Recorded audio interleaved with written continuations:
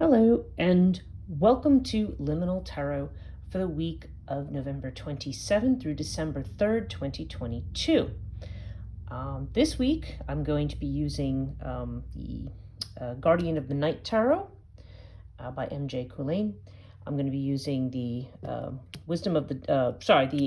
Osho Zen Tarot, the Moonology deck. This is the Wisdom of the Tao, the Dark Goddesses, Essential Oil Oracle, and of course the Norse runes. So, interesting message that we have here this week. This is a week that's a lot about feelings, and it continues some of the themes that we've seen from last week. So let's start here with the with the tarot. And the first three cards we have here are the Queen of Cups, we have the Eight of Cups, and then we have the Two of Cups. So what this is suggesting, this is all very, very emotional stuff. Queen of Cups is about getting in touch with our feelings, about reaching out to others and not isolating ourselves.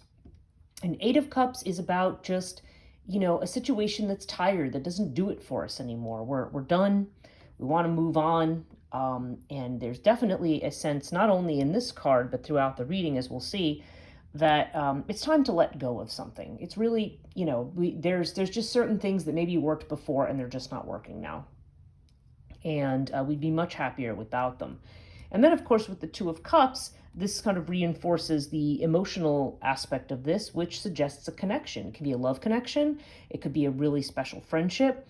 Oftentimes, this card appears when you've got a connection with somebody that just feels good. I mean, and again, it doesn't matter. It doesn't have to be a love connection. It can be just somebody who you feel very, very connected to in a relationship kind of sense. Like a good friend, just somebody you meet and you feel very positively about.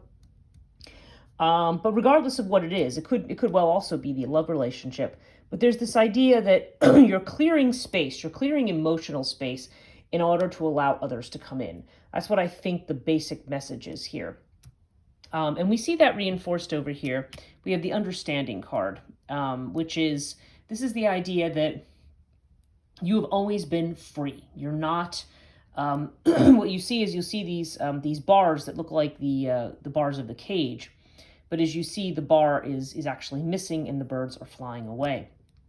And the idea is that that bar has always been open. You have always been free to move on and to move ahead. But there may be some trepidation about doing so. There's this sense of the devil, as they like to say, what's familiar. And so, but it's trying to say to you, no, it's okay. You are free and, you can be who you are. You don't need to define yourself in other people's terms. You don't need to define yourself by old patterns or old ways of doing things. It is indeed time to move ahead. Now, in the Moonology deck, we have the You're Very Close to Achieving Your Goal card, the Gibbous Moon. And this generally, this is not a yes or no to whatever it is that you have on your mind necessarily, but it is saying that, the outlook is very positive. There could be some final adjustments that need to be made. And that kind of figures in with this idea, again, of letting go and creating space. So, there's an encouragement here that what you're moving towards is going to happen or is possible, regardless of what that is. But you are, but in order to get there, there may be some things that you still have to tweak. Maybe still some stuff that needs to be gotten rid of, thrown away. Similarly, we have the Quest card in the Wisdom of the Tao deck. And we got this one last week too, I believe. Quest is interesting because it has to do with the fact that, you're tired. You're on a journey and you're tired. You need a break. And so it's time to let go of things that on your journey that are just weighing you down. So again, we get back to the same themes that we see over here. It's time to clean house. You're on this journey. You need to, enjoy this journey. Don't take anything with you that is no longer appropriate to the new place that you are in fact going. Now in the Dark Goddess, we have Pele, the volcano goddess of Hawaii. And Pele here is again, same message. There's a time for a let go here. There's a time for you to, burn up, transform, purify, if you like that word, these things. There's usually a sense of rage or anger that comes along with Pele. Past emotions, past frustrations, past senses, really astrologically, we are going through Chiron and Aries, and we have been for some time. And Chiron and Aries is usually a sense of you've done so much and you just don't feel like you're appreciated for it.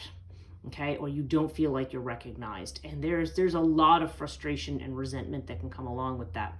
And Pele tends to have to do with the kind of transformation that says, you know what, it's just time to unburden yourself with all of that. It's just not find an outlet for the rage. I mean, don't bottle it up. Don't say, oh, I shouldn't feel this way.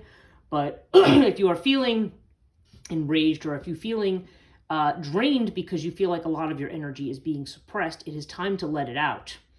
But, again, they're being mindful of how you, kind of a controlled explosion there. Be careful about how you're letting it out. But you want to work with that energy in some creative kind of a way to help propel you forward, to help you let go of and burn up the things that you don't need anymore. Now, our essential oil card is pink pepper. The key term here is grace. The trigger statement is, what do they have that I don't? The true statement is, we are all special. It says, allow your inner critic to be silenced as you find perfection in yourself and those around you. Okay, the way I would interpret that in the broader scheme is that, this is saying that, a lot of times, a lot of our resentment comes from comparing ourselves to others. They have this and I don't. I've done this and I haven't achieved that, but this person has. Or, I'm never going to be as good at as this person at this thing. And it, basically it's saying that's something that may be a key to at least one of the things that needs to be let go. Don't, value yourself for what you have, what you uniquely have to offer to others. Don't be spending your time picking yourself apart or picking your new path apart because it's not something you're doing in an impossibly perfect manner, or it's not something that you necessarily have enough knowledge about yet. If you're on a new path, you're still finding your way. So you're not gonna have everything down. So don't compare yourself to those who may have been in process with it for a very long time. Now, our Norse rune for today is Dagaz, and this is a really important rune. This is a rune of doing a 180-degree turn. I mean, it's literally a rune that says you're not living the ordinary life in the ordinary way. The old way of doing things is literally just flipped around. There's no you can't follow on the path that you were on before. And all of this supports the idea that you can't live, your path is changing and you need to go in and embrace the change. This is like a radical discontinuity of the past. But it's a good one. It's basically saying, you're letting go of the way, your identity of the way you did things before. And now what's new is actually something new, exciting, important, and something that's really had to happen for you, because you can't, it's been blocking you in other ways to not accept this change. And the best thing you can do is flow with the change. Those of you who are familiar with the Two of Pentacles card in the tarot, especially the Rider-Waite version, or the Rider-Waite-Smith, I should say, you see that kind of figure 8 where they're juggling 2 pentacles. I'm almost reminded of that here in a way, because this has to do with the natural flow of things. It is time, but it's a rather significant flow. It is this idea that things are changing in a very big way, and your life is going to be different. There's that understanding, and part of that has to do with freedom. Part of it has to do with getting rid of old anger and patterns, old critical ways of thinking about yourself. And just, allowing yourself to be in this space, to give yourself a break too, because Quest has to do with not, allowing yourself to, it has to do with letting go of things that are weighing you down and making, tiring you out. Sometimes you do need a break.